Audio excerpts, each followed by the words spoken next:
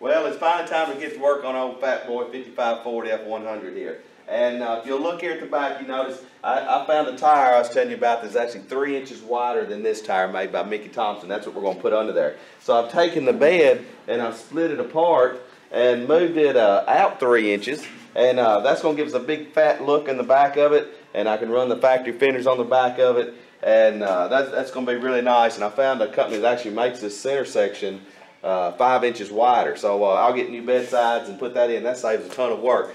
But as far as the back end goes, that's going to make all that look big and fat. But then over here on the stand, you can see that I've got a mock-up engine. That is a 460 Ford engine.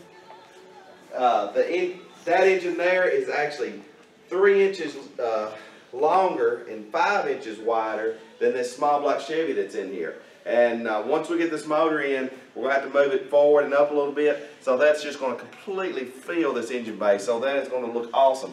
And that's what I'm fixing to do right now is pull this front clip off, pull this out, then I'm going to yank this motor out. And then we're going to stick that big block in here and we'll start moving it around in there to make this thing look as big and fat as possible. So let me get this engine out and I'll show you what that motor looks like sitting in here.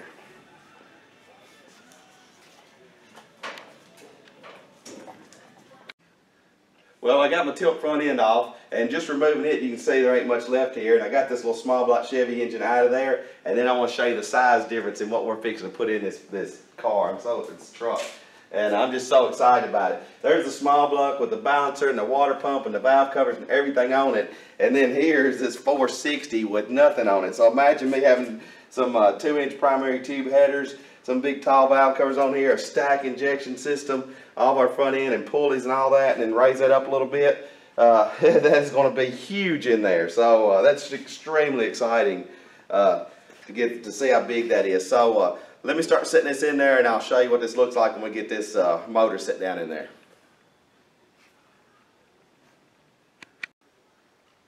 Now this is really working out great. To give us our old school Fat Boy look with just all about engine and big and huge, you kind of see how this big block's looking in here. Now I've even got a truck pan on. It's like a 10-quart truck oil pan on the bottom of it to even give it a little more size to it. And then I can come up here with some mounts. Looks like I've got to get my valve covers. I don't have them yet. I think Trick Flow's going to send me some valve covers out and get them in there, and I can kind of move that a little bit. I went ahead and took my booster off the firewall, and I'm going to figure out a way to put it back here with this Camaro subframe. That's kind of creating a little bit of problem, but I think I can make that work as well.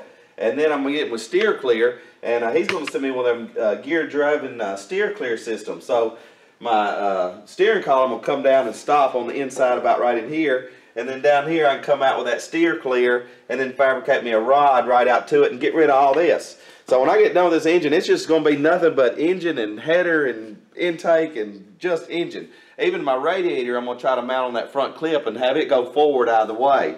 Other thing I need to get done is I'm probably going to have to custom make the headers. So I'm thinking about trying to find me some 2-inch, 7/8 to 2-inch primary tubes and make my own. When this column's gone and with all that area open, these are a little bit in the way, but I think I can have those come right out and right down, and that'll look really cool. So yeah, I'm loving the way this motor's looking. Get some of these parts in. I got to get my tires in and stuff to mock up the rear, but yeah, I about got it. I think it's coming along good. So stay tuned to our Sema project, because up and coming things we'll be doing is chopping this top. We're going to widen the bed. We're going to put our big fat tires under there. So let's get to work.